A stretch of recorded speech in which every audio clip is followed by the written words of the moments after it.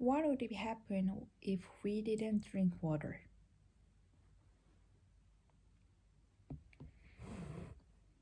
Water is a filter everywhere, from soil moisture and ice caps to the cells inside our own bodies.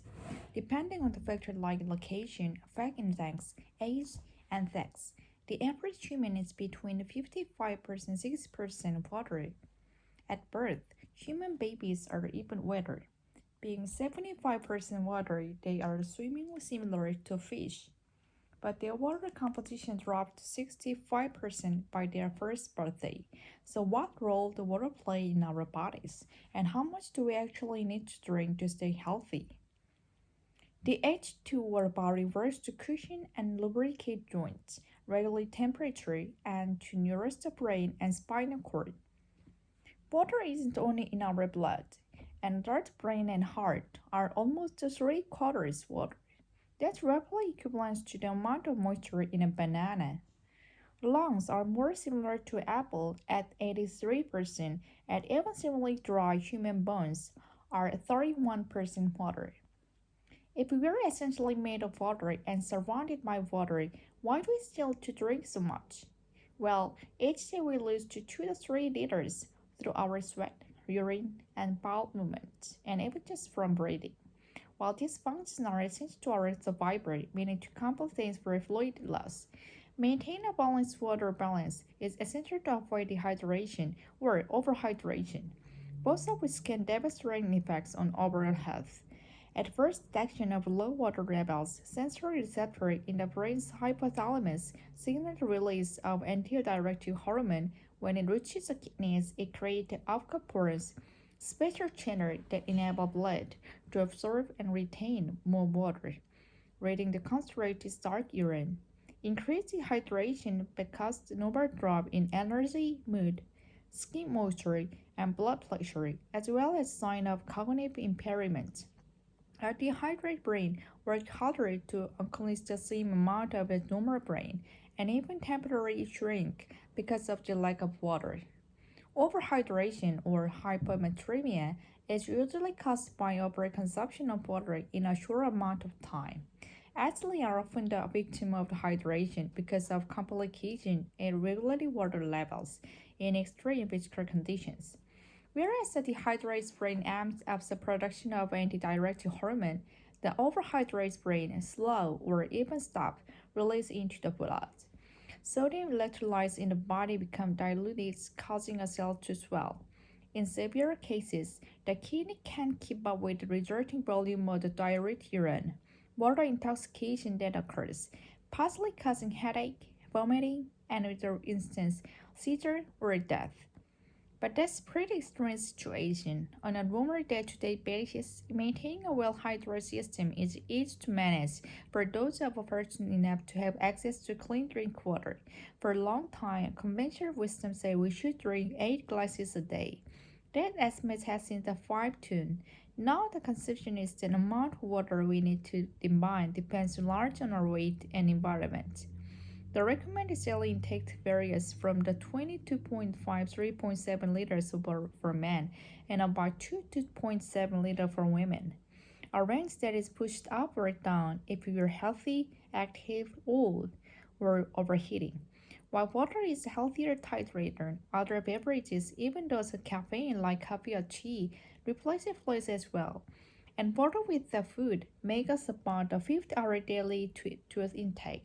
Fruits and vegetables like strawberries, cucumbers, and even broccoli are over 90% water and can supplement liquid intakes while providing valuable nutrients and fiber.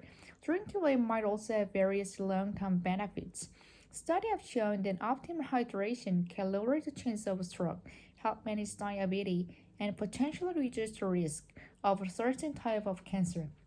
No matter what, getting the right amount of liquids make a world of difference in how you feel, think, and function day to day.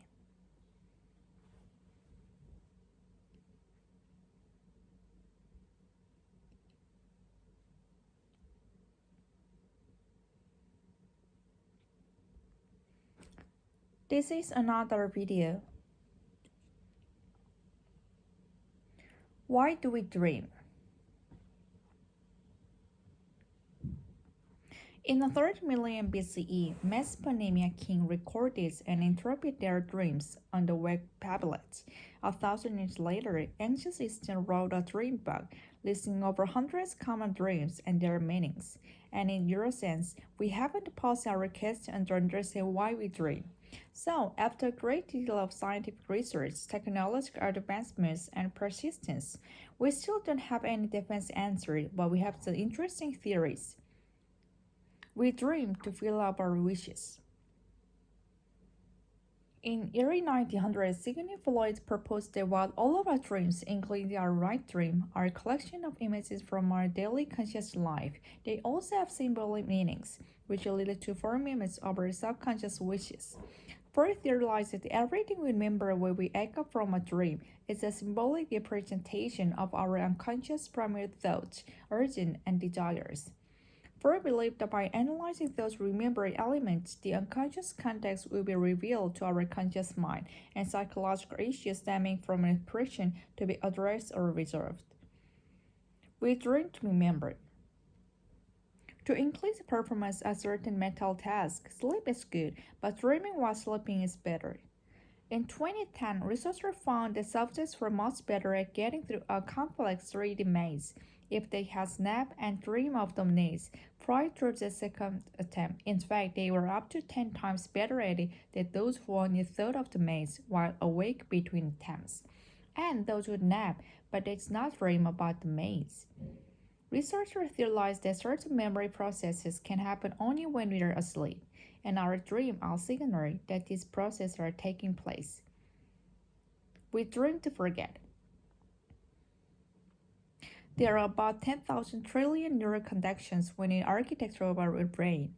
They are created by everything you think and everything you do.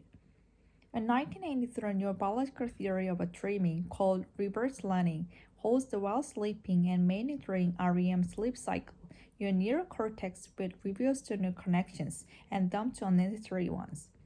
Without this unlearning process, which results in your dreams, your brain could be overrun by useless connections, and parasite thoughts could disrupt the necessary thinking you need to do while you're awake. We dream to keep our brains working.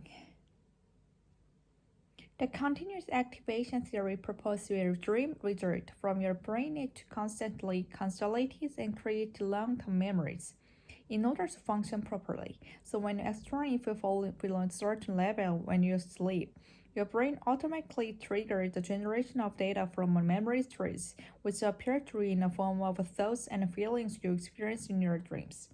In other words, your dreams might be the ringed screensaver your brain turns on which doesn't completely shut down. We dream to rehearse. Dreams involving dangerous and threatening situations are very common, and a primary instinct rehearsal theory holds the concept of dream is significant to its purpose. Whether it's anxiety-filled night of chases through the woods by a bear or fighting a ninja in a dark alley, these dreams allow you to practice your fight or flight instincts and keep them sharp and dependable in case you will need them in life. But it doesn't have to be unpleasant. For instance, dream about your attractive neighbor could actually give you reproductive instincts some practice too. We dream to heal. Stress neurotransmitters in the brain are much less active during the REM stage of sleep, even during dramatic experience, leading some researchers to theorize that one purpose of dreaming is to take the edge off of painful experiences to allow for psychological healing. Remembering traumatic events we dream with less mental stress may create a clearer perspective and enhance ability to process them in a psychologically healthy way. People with certain mood disorder and PTSD often have a difficult sleeping, leading some scientists to believe that lack of dream may be a contributing factor to their illness. We dream to solve problems. Unconstrained by reality of the rule of comparative logic, in your dream you might construct limited scenario to help you grasp problems and formulate a solution that you may not consider while awake. John Steinbeck called this the comedy of sleep, and researchers have demonstrated the effectiveness of dreaming on the problem solving. It also have known chemist August Kummer discovered the structure of benzyl molecules, and this reason that sometimes the best solution for a problem is to sleep on it. And those are just a few of the more prominent theories. As technology increases our capability for understanding the brain, it's possible that one day we will discover the definitive reason for that. But until that time arrives, we'll just have to keep on dreaming.